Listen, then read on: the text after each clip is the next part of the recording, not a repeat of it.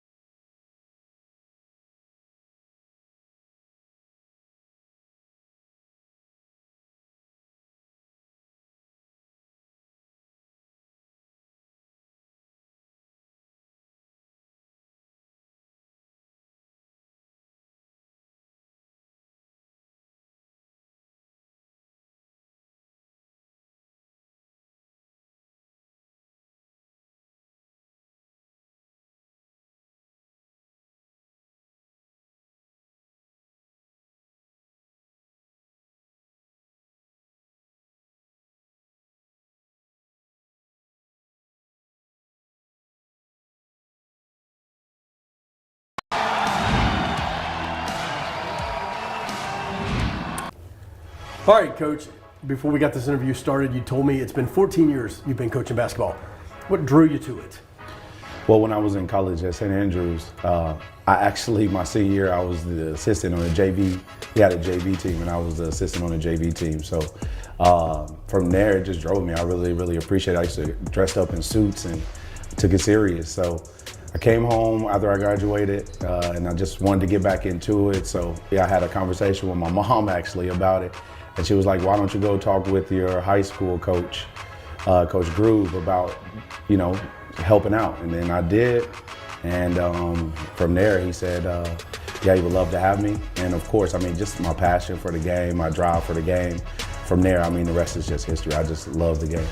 I was going to ask you, was there a coach that kind of made an influence in your life, that kind of maybe pushed you to that point? And you already mentioned Coach Groove. Is that maybe where it came from? Yeah, well, I would say, yeah. Or has there been one that really has made an impact in your life when you think about coaching? Yeah, it's definitely going to be Coach Groove. That was my high school coach, and the idea of discipline, he taught me so much. Most of the things I've learned in the game of basketball that I took to the next level, even to be successful in college, most of the discipline things I learned from him, the work ethic, that stuff came just naturally.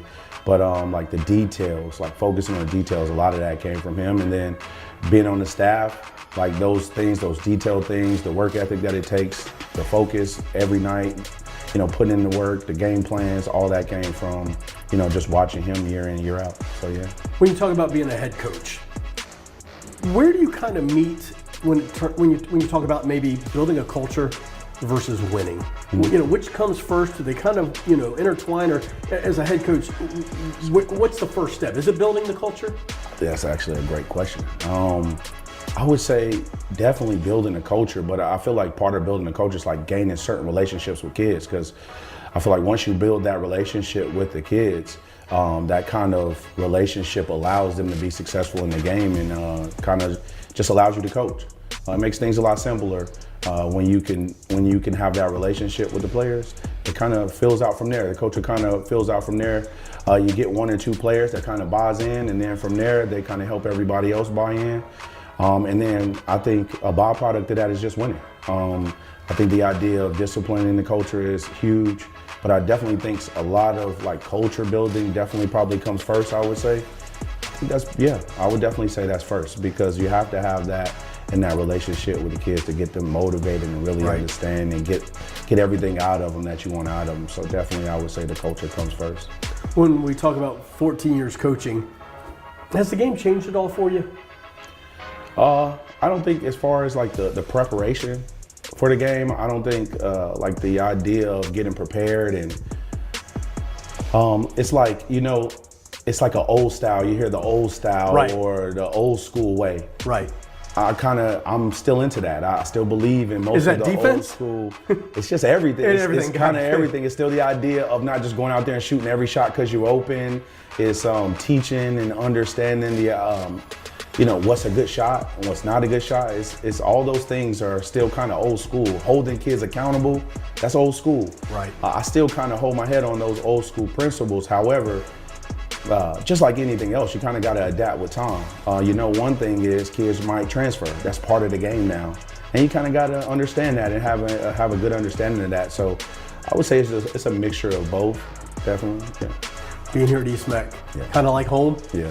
I mean, I graduated from here in 2003. So, I mean, it's definitely home. The same locker room, same hallway, the same bleachers out there. Of course, we changed the floor, but it's definitely home. I mean, when I announced, or they announced that I was going to be the coach, I mean, I got so much love from people around the city and people that know me. So definitely home, and it feels great. A lot of my friends, their kids come watch the games. Their kids come into the locker room, talk to the players. Right. It's just a real family environment because it is home. So yeah, it's definitely home. Coach Cripper, thanks for your time. Thank you. I appreciate it. Thanks for all you do. Yeah, thank you. Okay. All right.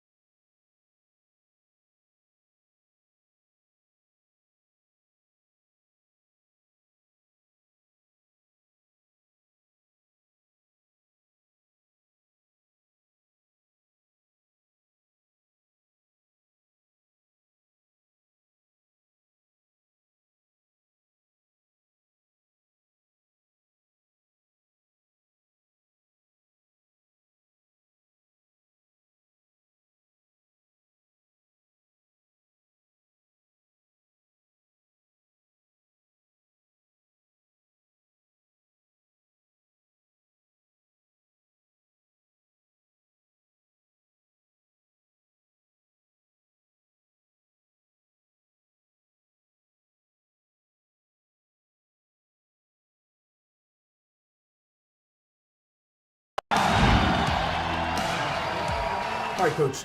21 years of coaching high school basketball. What got you into coaching? The love of the game. I've always loved the game since I was a little boy. My brother played basketball in the neighborhood, and I've loved it. He's 15 years older than me, so I've loved it since him and my dad put up my first goal. So I've loved basketball since then. When you got into coaching and you coached maybe your first team, where did kind of culture versus winning come into play? Is it always, you want to win? Do you want to build a culture? What goes into it when you start coaching? Well, I had a really good mentor, Mike Apple. He was the head basketball coach at Pinecrest High School. I got on his staff 21 years ago, and he just following his lead and things he taught me. Didn't know that he was teaching me how to be a head coach. He did a really good job of managing games and practice and games and things. So I learned a lot from him. You kind of got into the culture, building a culture as a basketball coach. Talk to me a little bit more about your mentor. Coach Apple was great. He was a very dominant coach as far as his basketball IQ is huge, and I just learned a lot about practice planning and just preparation for games, watching film and things like that. He taught me a lot, and it's been huge that actually on my staff is one of the freshmen when I started on Coach Apple's staff. He was in the 9th grade. His name is Jaron Wooten. He's on my staff, and now he's coaching with me versus I coached him in high school. He was our post player. Wow. When we talk about, you don't have to speak on this if you don't want to, but to me, and we talked about it just for a second, NIL, the transfer portal.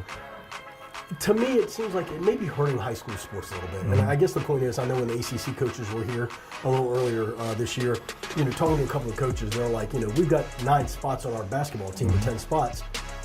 I've got kids who play. I've got 3 or 4 that come in from the portal. I used to have, 5 or 6 scholarships, and now I have, 1. Well, that's unique. I have a player, a senior for me, that's committed to Roanoke College, Caleb Gaither. Caleb Gaither, that's Division III, and that's Roanoke's a great program. His brother's there as well.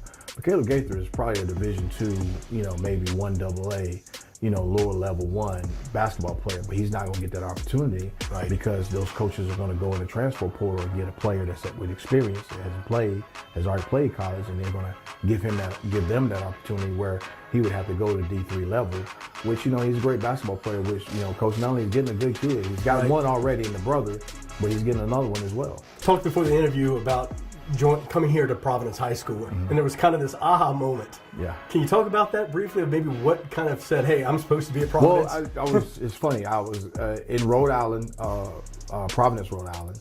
My son was graduating from the academy, officer school in the Navy, and I got a phone call from Ken, the AD, and across the street was a sign that said, "Welcome to Providence." And my wife said, "That's got to be a sign." So that's how it happened. Here at Providence now for 4 seasons. Yes. So the seniors for this class came in as freshmen then? Yes. And you've had them for 4 years. I've had them for 4 years. What's that been like for you? It's been awesome. I had Caleb Gaither and Andreas D. Gabriel. They've been awesome. They've been here from the start.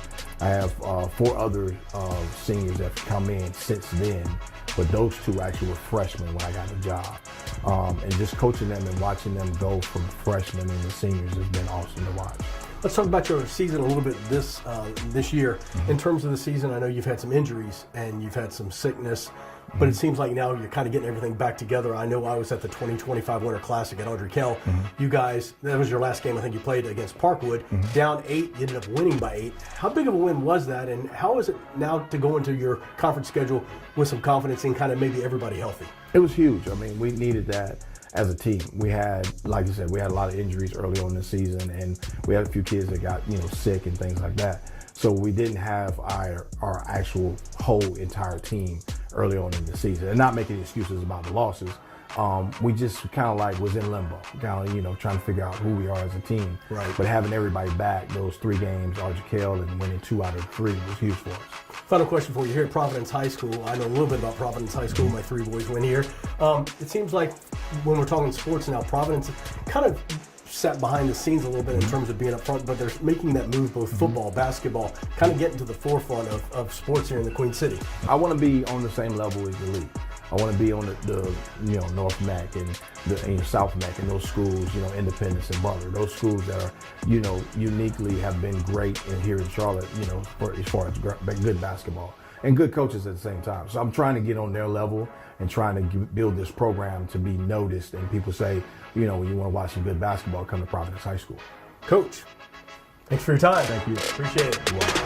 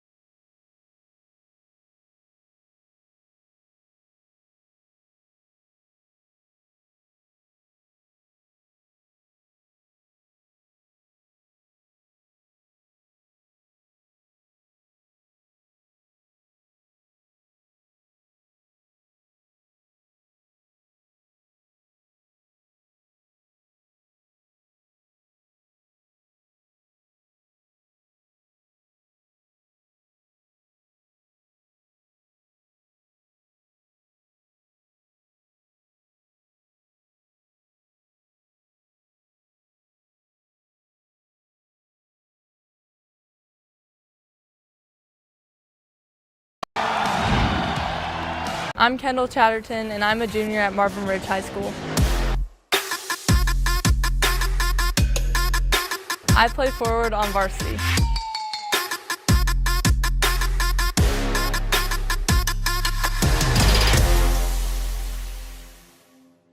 I've been playing basketball for about 10 years, but about 8 of those have been on rec and not very serious. And then these past few years I've been playing on AAU and really starting to take the sport seriously. I'm 6'3", and yes, the weather's better up here. My dad, he played basketball in college, D3, and he really wanted me to play, and so he put a basketball in my hands as young as possible. So Kendall has an interesting kind of history and background in terms of basketball. It's probably around the age of 2 to 3.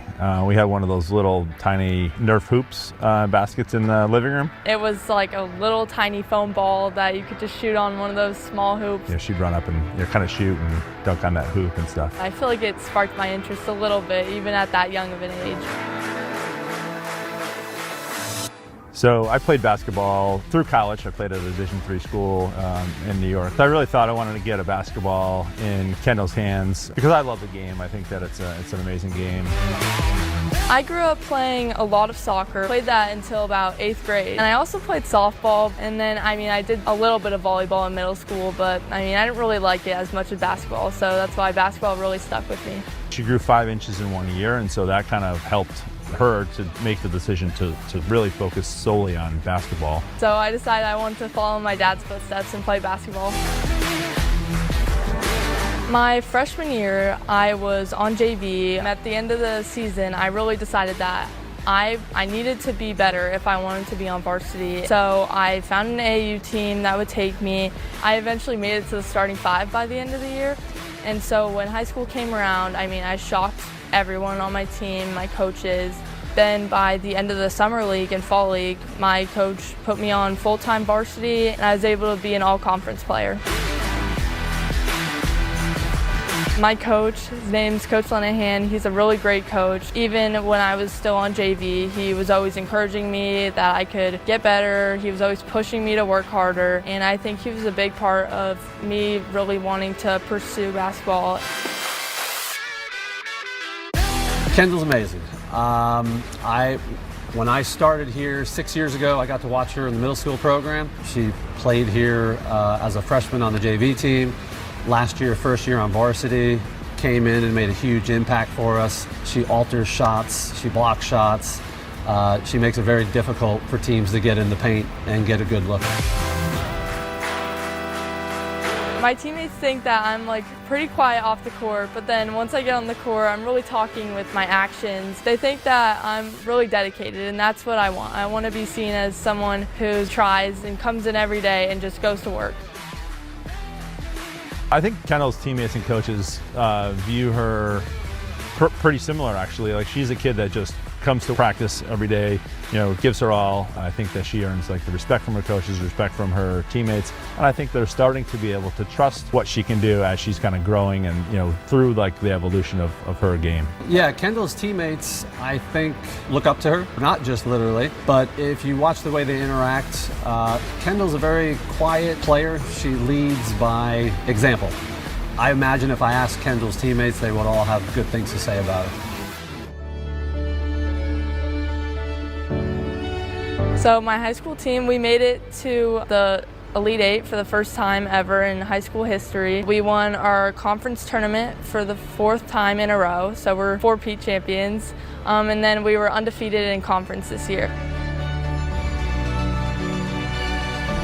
We have won 4 conference titles. That was the last 4 years, actually, and we're hoping to make it a 5th this year. Kendall played a bunch of huge parts in our last championship win. Her role on this team is extremely important, and we try to preach that we can't have 7 scorers on the floor. And so Kendall never really had to talk to her about it. She just kind of has one of those personalities. She's a team player. She's unselfish, getting other people open, increasing the culture of the team, keeping everybody positive and upbeat. Every team would want a Kendall on their team. If I could have 5 Kendalls on my team, I'd take 5 Kendalls on my team. I think Kendall can take it really as far as she wants. I think her ceiling is extremely high. I've seen just tremendous growth over the past 2 years. If she believes in her abilities and puts in the work, I don't see a cap on her ability. Kendall, I'm hoping that you have an outstanding junior year. I think you've worked hard and you've done everything we've asked. It's been great to see you progress as a basketball player and a person. I wish, like I said earlier, I could clone you and have multiple Kendalls on the team every year, and I hope you get all the offers that you want. I'm Kendall Chatterton, and this is my Varsity Spotlight.